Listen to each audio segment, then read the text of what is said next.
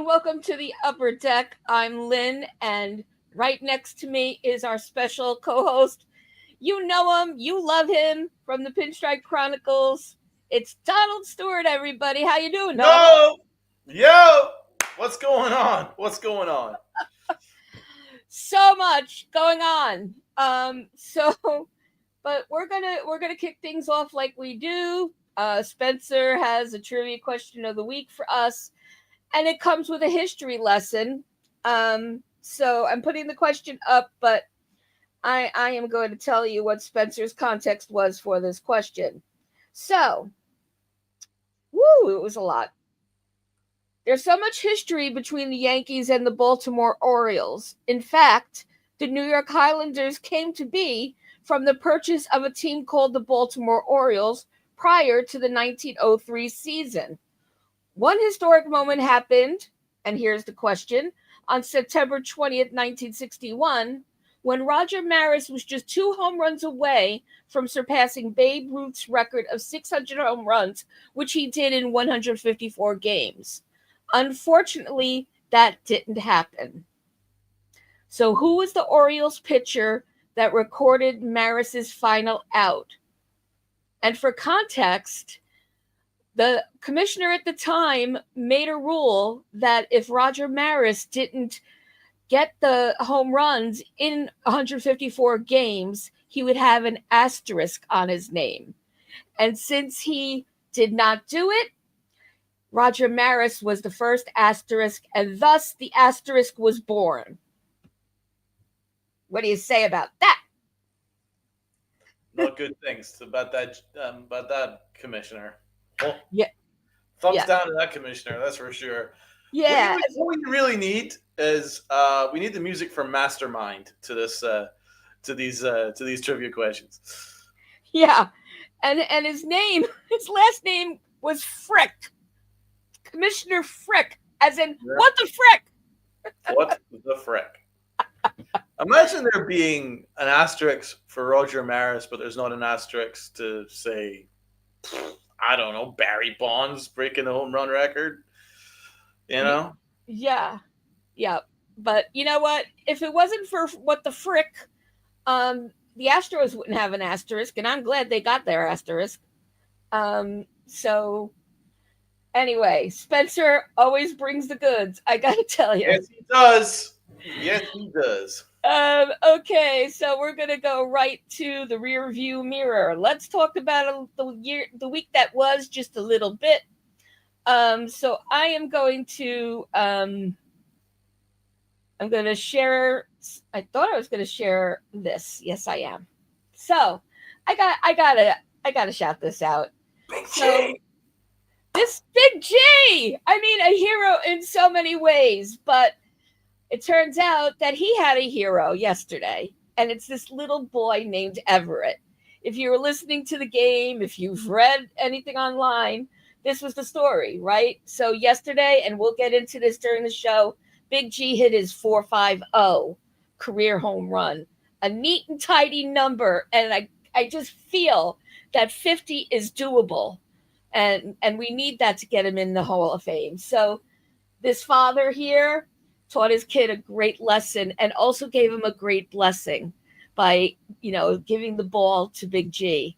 So this kid for his lifetime, and he was wearing Stanton's jersey. So this kid's going to remember this, the signature bat, the two signed balls, and meeting this guy. So it was just a feel good story in a season that hasn't felt good all the time. So I just wanted to bring that up at the top of the rearview mirror. But That's terrific. so let's talk quickly about the Twins and the Orioles. Donald, what are your takeaways, including what just happened a few minutes ago? Ben Rice is a big takeaway. Another takeaway is Big G Force, who had a big series too. So did Aaron Judge. You can't say too many bad things. This team is getting hot at the right time. This team has been red hot through August, and they're doing the job in September. It's just a shame that they completely tanked all summer, Otherwise, then they'd probably win this division. I don't think they're going to win the division, but they're going to get the first wild card. And I mean, I didn't see this team, certainly when they were tanking through the summer, I didn't see this team breaking 90 wins, but they're going to do it. They're definitely going to do it. They are going to do it, and I know, and I saw in the chat while I was getting ready to come on with you. Look, I'm an optimist at heart, kids. The world makes me want to be a pessimist all the time, but it's still in me, the inner me, the younger me. So that was the name. That's what I decided to call it. And I know math is not my strong suit. I understand the math, and I know the math doesn't math here. But there is a dream of a shot and a sliver against all odds. And the Yankees have beaten the odds time and time and time again. So, listen, Jonathan, I saw you about 20 minutes before we came on telling me, nope, not going to happen. Um, and so, and hello to you, by the way. So, yeah, they could win the East, but they'd have to win every game, and the Blue Jays would have to lose at least 4 games. That's a And lot. it's a lot, and I'm assuming Jonathan's bringing in the tiebreaker Yep. issue, and then we have Healing Hearts here. Hello to you. So it's too much to overcome. Not having the tiebreaker is going to bite the Yankees in the. I'll say it for you, Healing Heart, ass. So you're very sweet for keeping it clean. It's not prime time yet, so I said it. So um, so I guess it's a hard no. The answer to the question for the whole reason for the show is no, and we should just say goodnight, Donald. Well, absolutely not. Because to be fair, many wild card teams have gotten hot and gone to the World Series. There's no reason why the Yankees couldn't do that. They're getting hot at the right time, so you play an extra series. I mean, to be fair, I didn't see this Yankee team doing what they've done through August and September. I didn't foresee it because I didn't see it at all between like the middle of May right through until the end of July. They were one of the worst teams in the league, and then to suddenly switch it and be one of the best teams in the league. It's a hard team to totally understand and get my head around. But I'll tell you what I can get my head around is the future is bright with this team. The future is bright with this team It, because I mean we're not even going to talk about this year, which I believe that there's going to be the Yankees are going to make some noise this year, but next year the future is bright. Ben Rice, look at this kid. This kid is special. He's very special. He's just proven it. He's clutch. So you got him.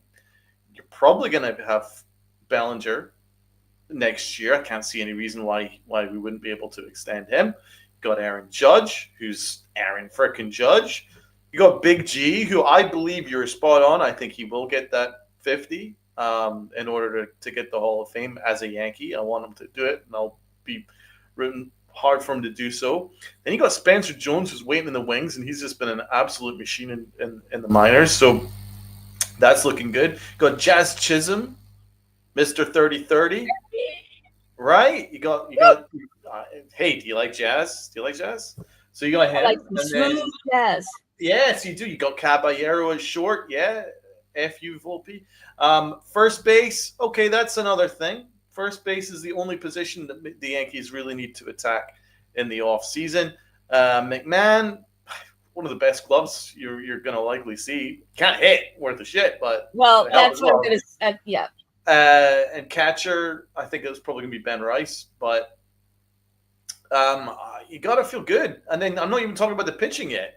We're going to get Garrett Cole back next year to add to a Max Free, to add to a Rodon, to add to a Luis Heel, to add to a Cam Schlittler.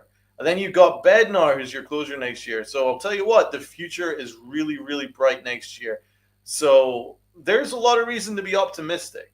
Now, as for this year, there's no reason why we shouldn't be optimistic.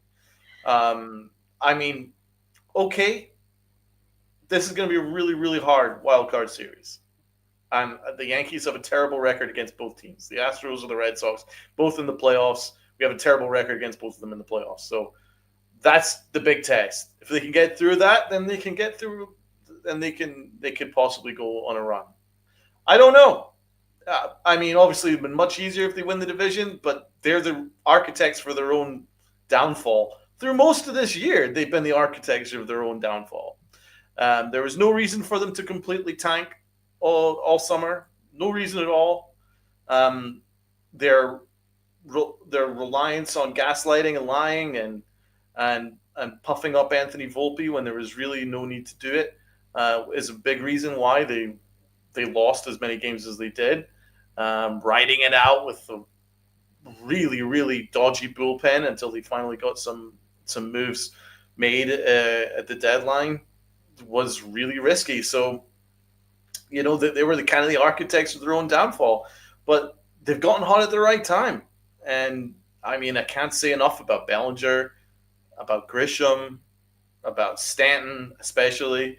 Got Judge who's had a very good year, possibly an MVP year. So there's a lot to be proud of, and Ben Rice is a big part of it as well. So great pitching. Yep. Yeah, the Yankees getting hot, man. Can't fault it. And look at Mr. Barrows here. Hello, Mr. Barrows. He's with me in the optimism corner of the room. So on the very last day, that's I mean, there's no doubt that if it were to happen, it would be the bottom of the 12th inning on September 28th. But nice to see you, Mr. Barrows. Thanks for hopping in here. Let me just also shout out who else is with us tonight so far.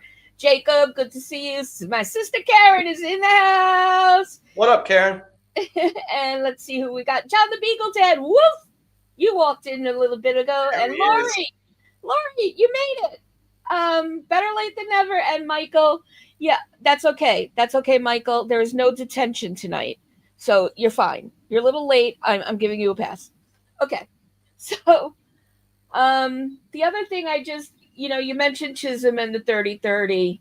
So I'm sure everyone knows this, but I'm going to put it out there anyway. The third Yankee in Yankee history to become a 30-30 player. So in chat, do you know who the other two were before Chisholm? I am sure you do. I'm just going to give it a little Jeopardy minute. Alfonso Soriano. Yep. So it is Soriano, and that was in 02 and 03. And actually, he hit, and then he went on to hit the 40-40 club with the Nationals. And I think what year that was? It was like 06, 07, somewhere around there. And then before him, it was 1975 with Bobby Bonds. So to be the third in Yankees history. Wow. And there are about 70 major league wide 30-30s. And then the numbers. Bobby Bonds and Fonz. I loved the Fonz. Loved the Fonz. Oh, yeah. Nobody didn't love. Who didn't love the Fonz? So just an amazing thing for Chisholm to achieve, period.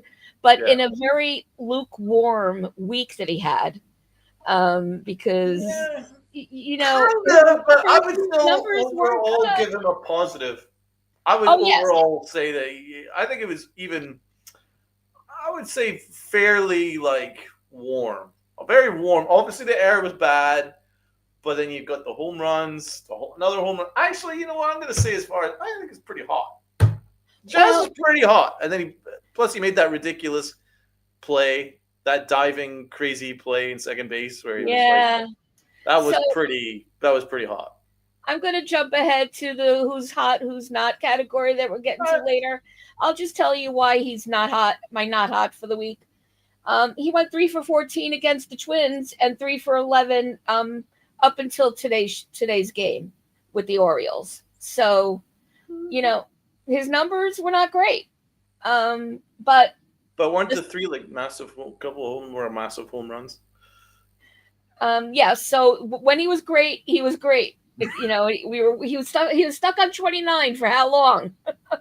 That's what we were waiting for. So he had the stolen bases in the bag. So anyway, not to put it in a bad light, but When we're looking back at the week at the week, those are two teams we could have swept and should have swept, but look, we walked out winning both those series. So I, obviously, I'm going to take it.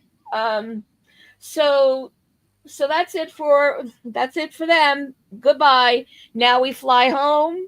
Well, in this case, bus ride home, and we're gonna be back at it on Tuesday. So we're gonna be facing the Sox, and then because we'll have missed them by then, the Orioles again. But let's go to the next topic, which is our news and views. And that flame is there because by views I mean hot topics. All right. So um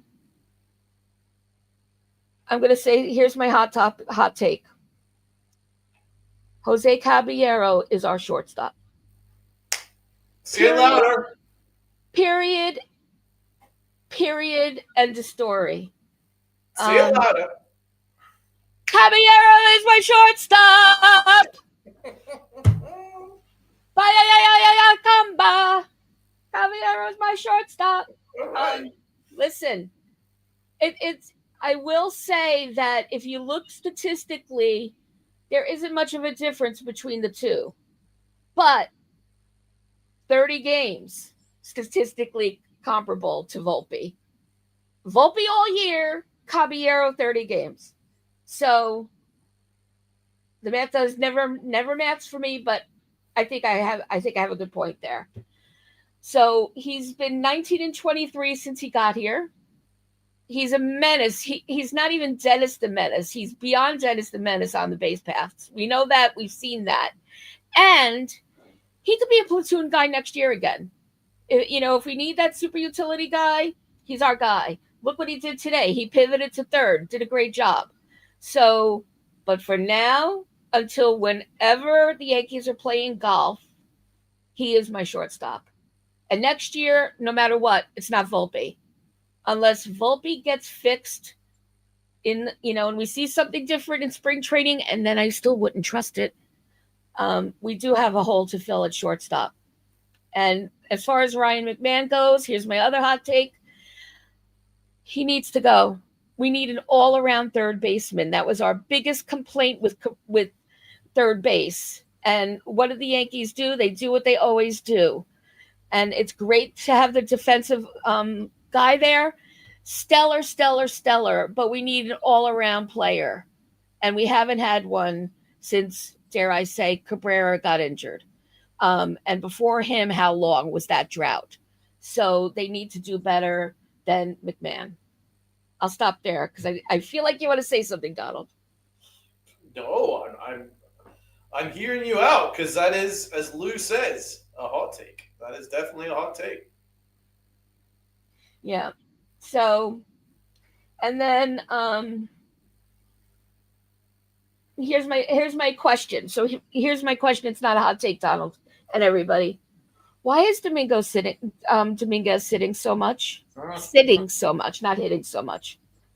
I don't understand it. To me, like he was in today because Judge DH'd, and so everyone shifted to the left, so he fell off the map. So I don't understand why they're sitting this kid. He's the second. He's the second one that's great on the base paths. Go ahead, you tell it. You tell me. Answer me. Mother Superior. The answer is that the Yankees don't like Dominguez. That's why. All right, so let me. Very good, Donald. I that's an excellent response. I will ask a follow up question though. Why don't they like him? What is there not to like? What are they seeing that I don't see? Because they're a half pregnant organization. They don't know whether they go all in on prospects or they don't know whether to abandon them at the first hurdle. That's what the Yankees are. They are a half pregnant organization. That's what they are. It's malpractice. What they're doing to Dominguez. It's malpractice. They don't know how to use them. They don't know how to utilize them, and they're wasting them. Preferring Austin Slater to Jason Dominguez is malpractice. There is no other word to describe that. It's malpractice. And, Austin Slater, my God, even Austin Slater's cousins don't understand why Austin Slater is playing ahead of Jason Dominguez. I mean, no one in baseball's universe would have Austin Slater ahead of Jason Dominguez. It doesn't make sense. The only reason why you're doing it is because Brian Cashman acquired Austin Slater at the deadline, and Brian Cashman's got to get his toys on the field. There's not really any reason for it. I know that Austin Slater can hit lefties, but I mean, let's give Dominguez a chance. He's your blue chip prospects, your Martian, and let's not forget that Dominguez in his very first year before getting hurt was absolutely amazing. He was fantastic. He then got hurt. He's come back, and the Yankees have played him out of position, and he's not a good left fielder. I'm not going to tell you guys otherwise. He's a bad left fielder. It makes things difficult for them, right? That's what the problem is. He's a bad left fielder. They don't trust him out there. That I get. But he's got a good bat. He's got a good attitude. He's a hardworking kid. And the Yankees have double standards with him and Anthony Volpe. Jason Dominguez has got no rope. None. Zero rope with Jason Dominguez. The first misplay, the first bobble in the outfield, the first strikeout, boom, you ain't going to be seeing any ball field for the next fortnight. Anthony Volpe, they have been falling over themselves to defend that kid. They have been falling over themselves. It is complete double standards. You read that stuff, and you read the kind of stuff that they were saying about Anthony Volpe while Volpe was hurt, and by the way, Caballero was raking, right? And all they were saying was Anthony Volpe, Anthony Volpe, Anthony Volpe. What about that game at Fenway where Caballero hit a home run that cleared Fenway, plus saved a run on defense, and Aaron Boone spent the next day talking about Anthony Volpe. So you cannot tell me that there's double standards in the organization. They have a pecking order. They have a tier list. Their tier list is Anthony Volpe up there, up there, right? And then down, way down below is Jason Dominguez. It's complete double standards. Now, obviously, someone else is going to come at me and go, oh, yeah, but it's different because at shortstop, there wasn't really any competition for Volpe at shortstop. And in the outfield, what are you going to do? You've got to have Grisham, you've got to have Bellinger in there. My answer to that is figure it out. You're the fucking manager. You guys are apparently the best analytics team in the world. You guys have the best. What is it that Brian Cashman says? We love our process, blah, blah, blah. All he does is talk about his process. Well, figure out how to get Dominguez on the field regularly then.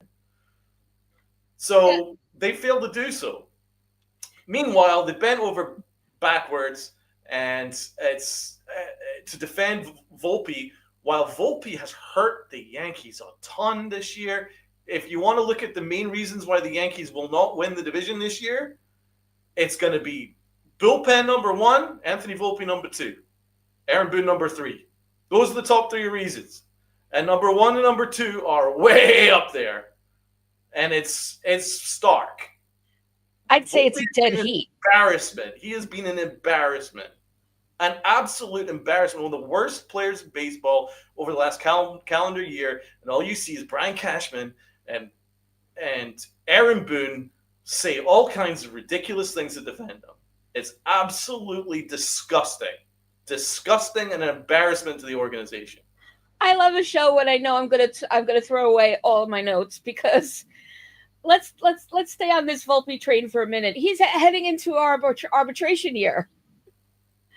So tell me that there's going to be any drama out of that. He's going to win arbitration. Good God. What would he be worth? Whatever he wants. Is Boris his agent? That's true. Whatever you want, he's gonna get a crazy contract, isn't he? It's going to be like the highest contract for any shortstop in the history of baseball. So, um, hey, Uncle Tat is in the house. So Volpe has it made all over the place. It doesn't matter. He's heading into his arbitration year, and he knows he'll get through that. He's not going to have to break any tables like Mike Pagliarulo did during his arb. It's going to go smooth and entirely in his way. It's going to be a closed door meeting where they kiss each other and congratulate each other and laugh. So Let's say hello to Uncle Tats, Uncle T. Uncle T is in the house. So everybody, remember, me and Uncle T will be on with Robinho tomorrow at 10 a.m. with Pinstripe Chronicles. You guys got to check it out. Absolutely, you cannot miss it. The only reason I do is because I have a day job. So going back to Dominguez, he's another wasted casualty here. He's going the way of Peraza and Pereira. They do this to the most gifted of players, and or they leave us and they are outstanding, astonishing wherever they go. So, why don't they give Volpe that opportunity? Let him go be amazing in Arizona, for crying out loud. Good luck with that. Seriously, I don't think another GM would like him. He's not that good a player. He's a bad player. He doesn't have an arm. His footwork's terrible. And he's hot for about a week and a half, and then he goes cold for 2 months. You can't rely on that. He strikes out too much. He's not a good baseball player. Doesn't matter if it was the Yankees or the D-backs or the Rays or the O's, the same thing. He's not a very good ball player. And in hindsight, I think that Gold Glove was bought for him. Absolutely. So well, it was. And to be honest, I keep saying this, and no one understands. I'll say it again. It was the worst possible thing that could have happened. It was the worst because there was nothing else for him to work to. Getting a Gold Glove in his first year when he didn't really deserve it, and his defense wasn't that good. His defense was actually better in year 2. And to be honest, all it did was it made the Yankees completely self-satisfied. Like, see what about? We're so fantastic. We have Anthony Volpe. He wins a Gold Glove in his first year. Our process is fantastic. And it basically meant that they ignored all the problems that Volpe actually had that was hiding away. He has a terrible arm. They didn't work on it. He has a terrible approach at the plate. They didn't work on it. So the worst thing that could have happened was Anthony Volpe getting all that kudos in the rookie year, because then there was nothing for him to build up to. And ever since then, it's been a decline for Mr. Volpe. The only flowers I'll give him, and it's like a half-wilted daisy, is that he didn't suck during the postseason last year. That's the last I remember having anything somewhat favorable in feelings for Volpe. Other than that, it's just been so frustrating. So all right, so you answered the big question that things aren't looking good.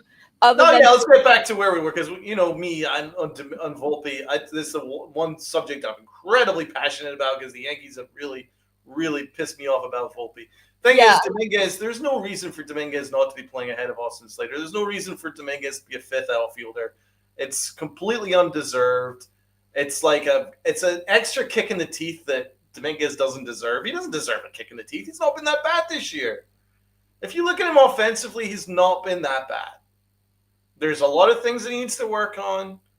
But to be fair, he's never really been given an opportunity to work on those things, because he's never on the ball field. So how am I supposed to figure out what he needs to work on and what he doesn't? The big thing is definitely his outfield work. I think he's a center fielder, or I don't think he should be playing left field. That's for freaking sure. Right. Although he's made incremental improvements. If he had more playing time, maybe we'd see a little bit better. And I just haven't seen anything from Austin Slater that deserves him to be getting playing time ahead of him. I mean, you saw him there. He snow-coned very lucky to snow-cone that catch today. because that wouldn't. I mean, it was a horrible route to that ball, and it should have gone over his head, and then that could have really been trouble. But he's not that great. So this Nope. idea that he should be playing ahead of Dominguez is purely favoritism, and that's really one thing that really annoys me because this Yankee team is so good. The only thing that stopped the Yankees this year have been the Yankees. That's really the truth of the matter, Yeah, right? absolutely. The Yankees have actually hurt themselves with their lies and with their weird favoritism. Like if they just got out of their own way and just played the best nine guys on the field and didn't get so attached to certain guys, like if they quickly moved off of Williams in the closer role, who single-handedly cost them about 10 games, had they not lied to us about how great Volpe is and maybe looked at other options prior to getting Caballero, then the Yankees probably would have won an extra 5 to 10 games. No doubt Minimum. about it, actually. There's no probably about it. Absolutely would Minimum. have. Minimum. So they would have had this division locked up. So as weird as this Yankee team is, they have been the architects of their own downfall all Yep. summer long, and that's Yep. been the most frustrating aspect because now you're seeing what they're capable of doing when they've kind of got out of their own way and they just needed to start winning. A lot of it is because they can't really afford to make too many changes to the lineup. They got to win every day. Since they essentially tanked all summer, they've had to send out a pretty much a consistent team. So we're not really had too many punts. We've not had a punt bullpen game, which has been good. They've had to go hell for leather every single day, and guess what? They've won most nights now because they've had a consistent lineup because they've been consistent. And it was exactly the same stuff as what the Yankees were doing in April and May. They had the same consistent approach, and they won most games. Once they got comfortable, that's when shit really hit the fan. And then they started to come up with crazy lineups and crazy decisions and crazy punt games. And oh, we'll play for the next series, and that fucking blew up in their face. Oh, we'll play for the next one. They did that, and then the whole thing freaking tanked. Now they're having to go hot, and they've been it. So fair play to them. It's just frustrating because there's no reason that they shouldn't have won this division. Yeah. Really. It's a matter of too much too late. And Uncle Tats is 100% right here. There's nothing worse than wasted talent, and Cashman loves wasting the talent they draft. So, I think that's 100% right. He loves wasting the talent that they draft. But and that's why we'll be in this situation again and again, unfortunately. And Michael's got a good point here. Further to our point, when he plays, and then often Yeah. Dominguez look good against lefties, which is the only reason why you would play Austin Slater because he plays well against lefties. But Dominguez plays well against lefties, so there's Yep. really no excuse not to play Dominguez. There isn't really an excuse. They're other than what you've already laid down, Donald. They just don't favor him. No, they And don't. and they're dismissing him. So if they're dismissing him, set him free. Set him free. Let him go run in greener fields. I mean, if they're gonna go and like they probably scream to me and going, well, who are you gonna bench then?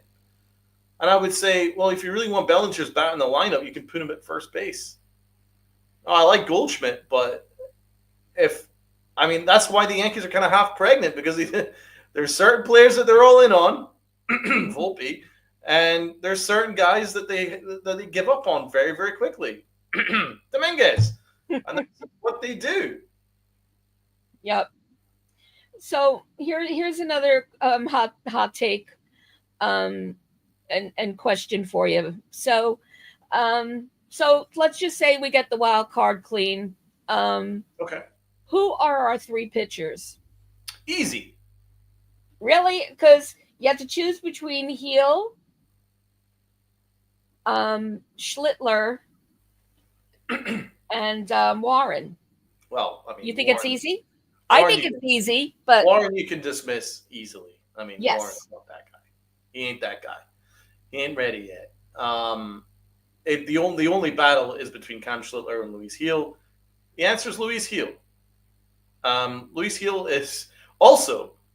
Let's say we're facing the Red Sox in the wild card. It has to be Luis Heel. Luis Heel kills the Red Sox. Have you seen his numbers against the Red Sox? I believe it's a sub 1 ERA against the Red Sox. You want Luis Heel pitching against the Boston Red Sox. So that's it. That's your answer. That's Max Fried. That's Rodon. We need to talk about Rodon. That guy is absolutely a machine. Fried, Rodon, and then Luis Heel. Then you got Cam Schlittler in the bullpen. How about having that out of the bullpen? How about a 99-mile-an-hour fastball to come at your ass and a nice slider at the same speed coming out of the bullpen? I like that. So that's my answer, and I don't think there's too much of a doubt about it. You get in a 7-game series, then you have Cam Schlittler as your 4th starter. Weaver, forget about it. Warren, forget about it.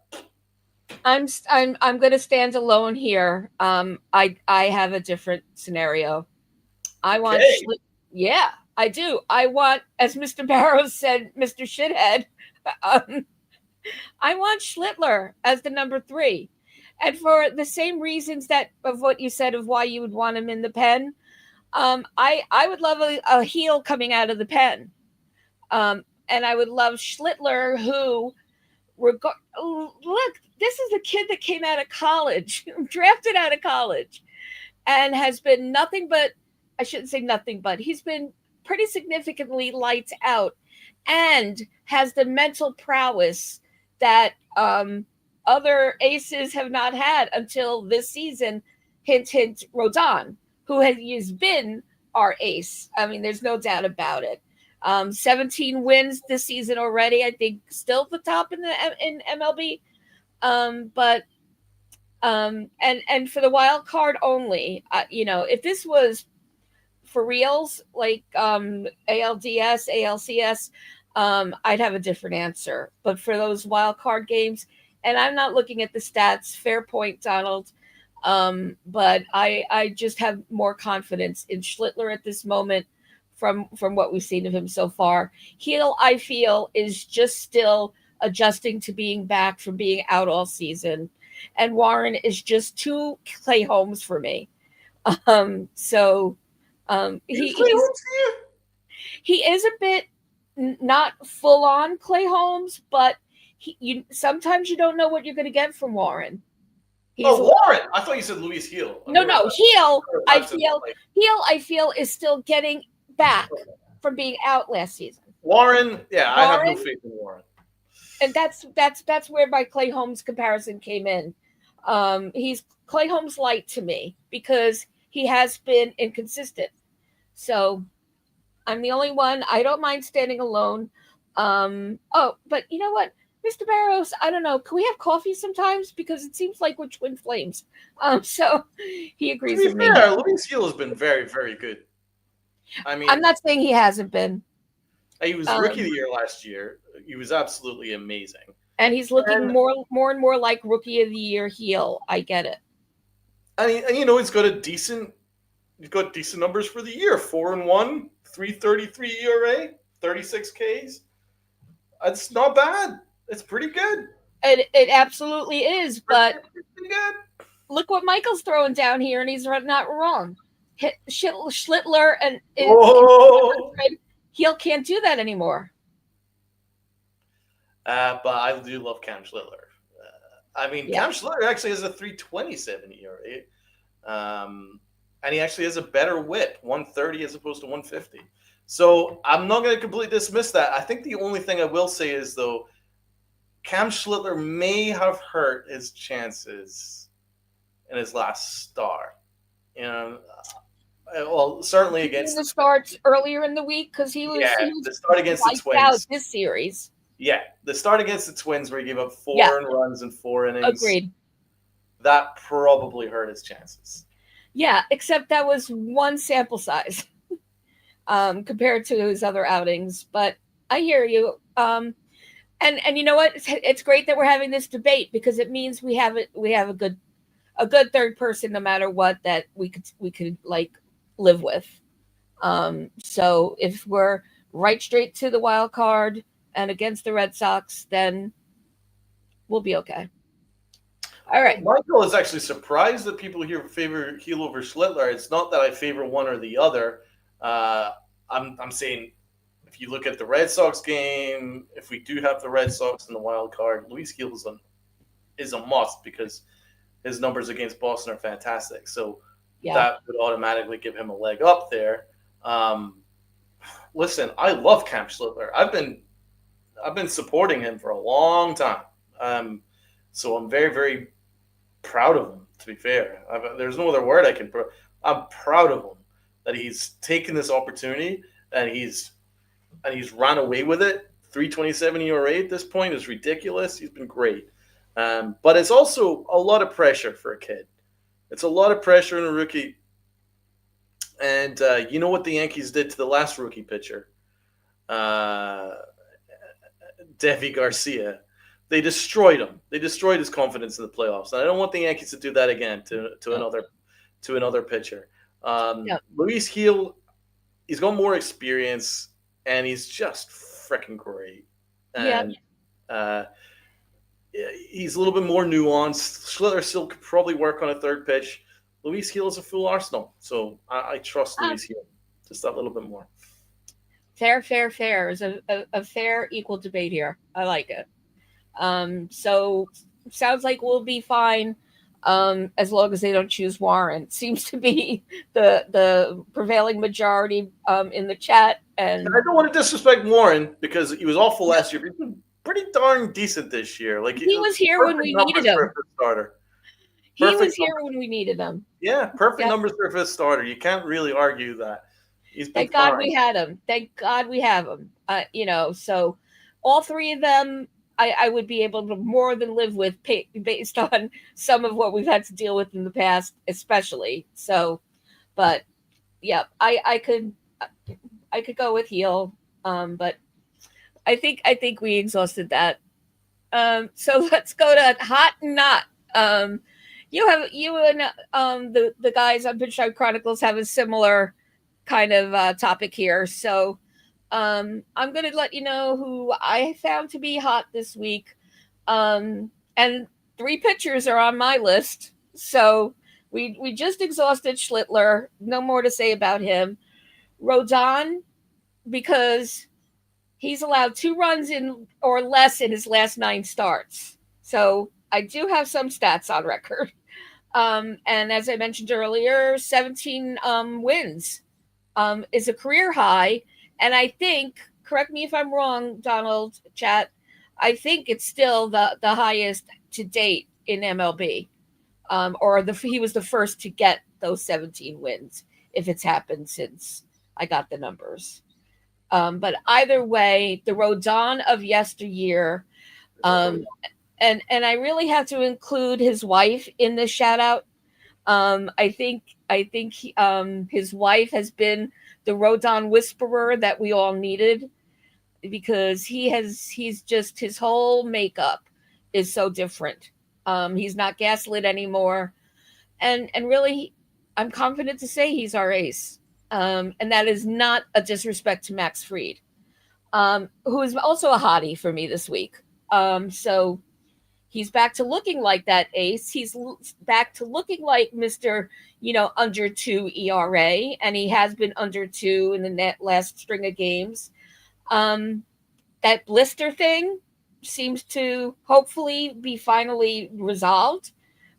So he's been lights out. So I give him the nod. It's redundant every week. Judge is always, either me or Sierra. That's on our list. And by the way, Sierra is away for the weekend doing cheerleader mom duty. Everybody, Let's go. or Let's go. she would be here. She's doing the mom thing. Um, and then look, Stanton. Stanton, 450th home run, as we said at the top of the show, and that last blast he took moved him past 35-year-old. He's 35 years old, and he has passed Vladimir Guerrero Sr. and Jeff Bagwell for sole position of 41st place on the all-time home run list. You don't get hotter than that. It's my boy. Yep. And Boy. so he's and you know what? He's also been scoring those RBIs up the wazoo. And not all by home runs, because we've seen some great small ball from Big G this season, and that's new, and I'm here for it. Who would you say was hot this whole week, Donald? My to be fair, there's a lot of names. Like you can't dismiss Ben Rice now. He drove in 5 freaking runs today. This whole debate: are the Yankees going to make the wild card, or are the Yankees going to win the division? It would have been over if Ben Rice didn't have the night that he had tonight. There wouldn't be a conversation to have. So Ben Rice is definitely on that list. Yep. Big G is definitely on that list. Um, Aaron Judge has been red hot. Over his last 10 games, he's got an OPS of well over like 1,100. He's been crazy hot. So, of course, Aaron Judge. I would still say Jazz Chisholm. I know he made one bad error, but apart from that, I think he's been pretty hot and he's been important. So, like, more than not, a lot of our guys have been hot, but let me narrow it down to I got to go with Luis, not Luis Heel. I was getting a wee bit excited there. Let me go with Max Fried. I'm going to go with Max Fried. It has to be 87 pitches, 13 strikeouts, shutout, crazy performance. You're spot on about Rodon. I think they're 1A, 1D, 1B in honesty. So those guys, those are your kind of hot list. They're all red hot. They've all been red hot. They've all been vital. Cody Bellinger's in there as well. To be honest, guys, this team is red hot, and so like they deserve to have a bunch of guys being mentioned.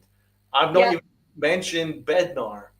I've not even mentioned Williams because Williams has been such a problem this year, but over this past week, 2 weeks, he's been very, very good. So I'll give him his flowers for that too.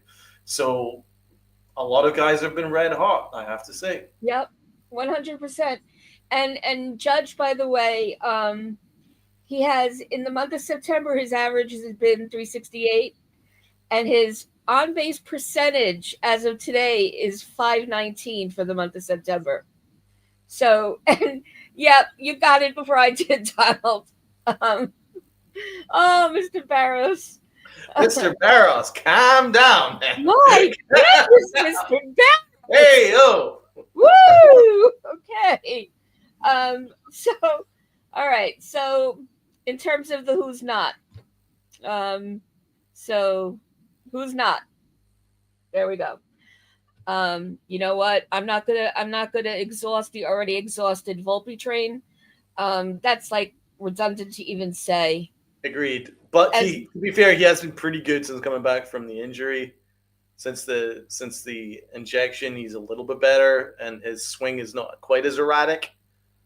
I still think this guy is complete ass, but his swing has calmed down, and it's not quite as erratic and just disgusting and make you want to vomit. It's not quite as bad as that. So I'll give him credit for that. It's less uppercut, and it's a little bit more level, a little bit more in control. He'll lose it again next week, but I'm gonna give him what minimal flowers I can give him.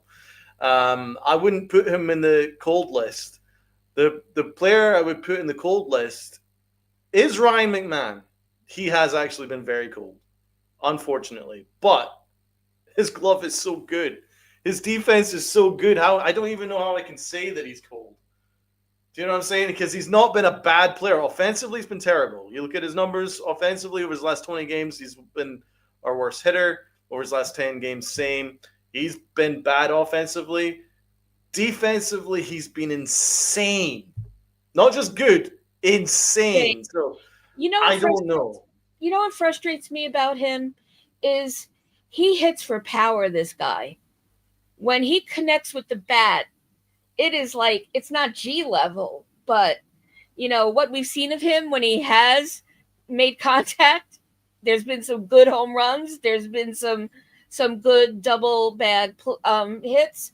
So, but it's not even, I can't even call it a sample size. It's just so spotty and inconsistent. So But I I will disagree with you on one thing, because you said that you want to get him out of here next year. I disagree. I think if as long as the rest of our lineup hits, then it can afford to carry McMahon. As long as it's not McMahon and Volpe in the lineup. If the only weak bat in the lineup is McMahon, then I'm more than happy with it, because you don't need an all star at every position. You don't need 25 home runs from every we position. don't. And defense is vital, and his defense is incredible. The amount of Yes. barehanded plays he makes is just stupid. So even though when I say cold, it's I would say more tepid with him. Cold, I will give you the bullpen in general, apart from Bednar, but that's been our real issue. It's been a Yep. big stumbling block. Tim Hill is Duval's a disaster. He's a complete disaster. So if you want Last cold, person you want in extra innings. Duval is a disaster. Um, Weaver's completely lost. He's been a disaster. he has to make it worse before he makes it everything okay, and Yeah, that is not acceptable. he Um, is a real adventure right now. And you got Mark Leiter, who stinks. uh, Uh, so I would say if you want the cold, uh, it's got to be the bullpen apart from Bednar. yeah. But the rest, the middle relief setup is a disaster waiting to happen. So that's the answer. Bullpen. So for me, just before I get attacked, let me remind everybody this is just for this week, and it's painful for me to say both these names, but my knots are Belly and Chisholm, just because of their numbers this week in both series. So Belly was 3 for 15 against the Twins, and I lost counter in today's game, but before today's game, it was 1 for 10. Um, oh, and Grisham, I'm throwing into the mix. 4 for 11 against the Twins. That's pretty Um, good. 4 for 11 is not that bad. and 2 for 9 coming into today against the O's. I didn't get today's numbers.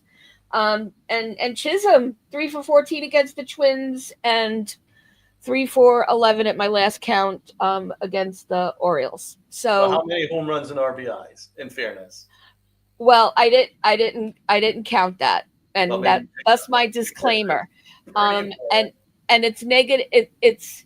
It's counter. I'm counterbalancing here It hurts because your argument. That's why you ain't doing it. That's why. Let's be honest. Let's be honest to our viewers. what am I not being honest about? Say it again. Yeah, you're hiding the fact that you hit all these home runs and RBIs. He didn't hit all these home runs and RBIs this week, Donald. He made 30-30. He finally got that 29th home run that's been sitting around, finally switched to 30. What is like all the home runs and RBIs this week, Donald? Name them for me. Come on. Come on. He's been good. He's been far be it for me to defend Jazz, because sometimes he speaks too much, but he's been so good. I'm sorry. I don't know. You can put him cold. How about Austin Wells? You can put him cold. He's been cold all year. I could put him I could put him in cold. I think I picked on these guys because they're so reliable, and this was so unusual to have their cold bats as we're approaching trying to overtake the Jays and hold the Red Sox at bay. That's all that was about. And Tats, I am in no way at the top of the show. I sang those praises to high heaven. I even actually sang, if you roll back the tape, his praises. So, and sorry everybody for that. Uh, have you met Lori, Donald? Laurie's a legend. We've talked before. Lori, yeah. So you should definitely be on our Pinstripe Chronicles shows more. No, ours first. She's Women only. She's hilarious. Yep. She is our. He makes us laugh every week. All But right. she's also spot on because, to be Yes. fair, you've been talking about Bellinger, who's been just vital. Jazz, who's been vital. Let's talk about Austin Wells, who's Did anyone hear me say that once again Belly screwed up and Chisholm screwed up and Grisham screwed up once again every week? I have to say it, people. Did anyone hear me say that? Let's roll back the tape. Watch the replay. I didn't say that. This segment is about during this past week who just was not the hot. Period. So I stand by it. I hear what you're saying, and I don't disagree with what you're saying either. Michael's So spot on. Michael is spot on here. Absolutely agreed. yeah, and you know what? That's Laurie wins the debate with that analogy. I agree. I agree. And you know what? Volpe and Wells are forever united in the whole chicken parm thing. So, you know, I think Wells would be getting more criticism because stand your ground, Lynn. If you feel it, you should say it. Well, thank you, Uncle Tats, for that permission. I think everyone knows I don't pull punches, so I That's will great. I will continue to say it. So let's go to a more neutral territory, shall we? Let's go. Other than that, we're going to sing Kumbaya and make everything okay among us. So let's just go to this instead. There could be no question, I don't think, but I've gotten a lot of surprises so far. My hero is Ben Rice. Ben Rice for driving in all 5 runs today, including that grand slam in the 10th. As I was watching, as I'm sure all of you were watching the scores and watching Kansas City and Toronto, and there was a moment in time where Kansas City leapt so close to the Blue Jays, and it was at that time that this happened. It gave me life. He's my hero of the week. Just for that. How about you, Donald? Like you could use hero of the game, but I was well. He's definitely a hero of the game. I'm really edging towards Max Fried for hero of the week. I, I yeah, mean, 13 strikeouts and 87 pitches. If he gave him the full 100 pitches, um, he would have had 16 strikeouts. That's how good he was. So yeah. I'm very torn, and then I'm also thinking about Big G getting 450. So there's a lot of ways you can go with it. There's not really a wrong answer. Another hero I would say is Lynn for hosting this very good podcast. So it's been the best podcast of the week. So Oh, Donald, I thank you so much. I'm blushing perhaps a little bit. Having you here brings the fire. you You know keep you keep me accountable. You sure do. You it. sure do. See, I So think I got the winner here. I think I got the winner. and what a great thing to have so many heroes to talk about. It almost makes you think all of a sudden that the title of this show wasn't so ridiculous because of all the good that's going on. Anything could be possible, even if it feels impossible at the moment and isn't probable, it's still possible. You feel me on that? Okay. I agree. I agree. All right, so let's talk about what's next. So, so here's the 2 teams we're facing coming up. We're like I said, we're gonna, we already missed the Orioles apparently because we're seeing them again at the end of the week. And what are our odds, and what are you projecting for this week, for the Donald? I could see a sweep of the Sox. I could definitely see a sweep of the Sox. I think the Orioles are a good team.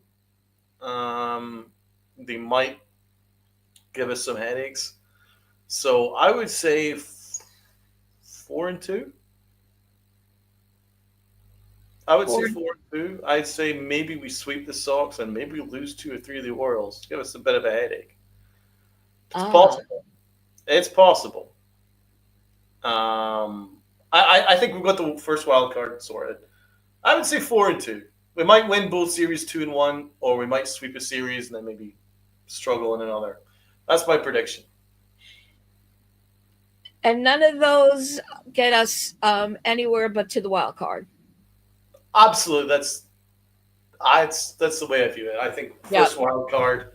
Um, we might sweep the Sox though, and it might be a very very fun final weekend. But I just can't see us winning every single. I think we basically have to win every game, and then Yeah. that's a lot to ask. But we're in really good shape. So I mean, the fact is, we've had a very very very good road trip. You can never argue a 7-3 road trip is crazy, absolutely crazy. Absolutely. And if I'm going to be called negative for going 4-2, damn, that's actually pretty good. So Right. uh, I would say the Yankees are going to be absolutely fine. We'll get the first wild card. Who knows? Who knows? But this team is hot. Who are we set to face in the wild card?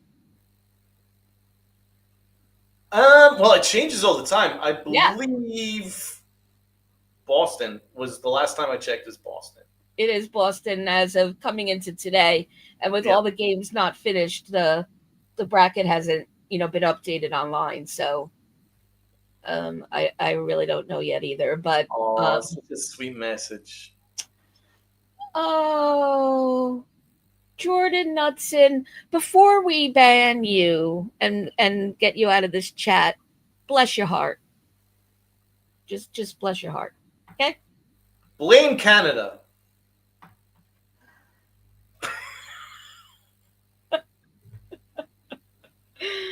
Y'all Canadians, man. What can I say? Oh, Canada, goodbye to you.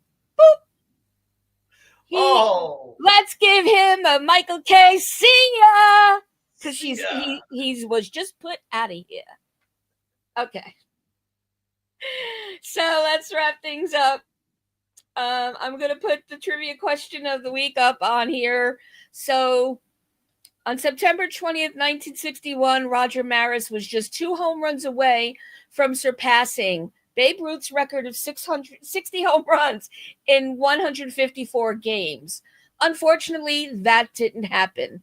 And if you missed it at the top of the show, the whole reason for that 154 games thing is because the commissioner of baseball at the time decided that if Maris is going to surpass Babe Ruth's record, he better do it within those 154 games.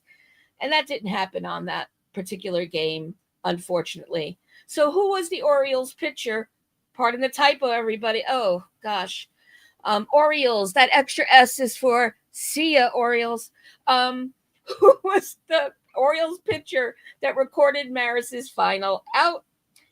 And the answer is Hoyt Wilhelm. A name that went down in history. Hoyt Wilhelm is also the last pitcher to singularly throw a no-hitter against the Yankees. That sounds like a swear word in German. It sure does. So thanks as always to Spencer for these trivia questions of the week and the dive into the historical context, which we love so much. And chat, I say it every week. Without you, where would this show be?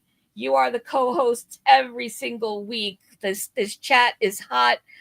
There was there was so much fast flying. I wish that we had enough fingers and time to get all your comments up here. But you really feed us such great information and you bring passion with us every day, every week rather. Don't forget, this guy here, Uncle Tat's in the chat, and Rob every Monday, Wednesday, Friday, live at 10 a.m. Shout out Yankify, Donald. When can we look for that? I usually do it on Saturdays. Let's see if I can get one on next Saturday. Okay, so get your notifications set for that so that you can see it when it happens. And as always, you'll always have a reserved seat with us right here on the upper deck. So see you next week on the last day of the regular season. And is that going to be a show? So until then, Donald, thank you so much for being here and riding with me today. Thanks, guys. Appreciate you so Thanks, much, man. especially you're not on our time, you're on your time. So I know how late this is for No, you. I'm on your time. I'm on your you time. Are? Oh, I never know where you are. What country? I'm on your What time all the time. All the time. So, really appreciate you filling in. And just have a great week, everybody, and go Yankees! Thanks, guys. Have a great one.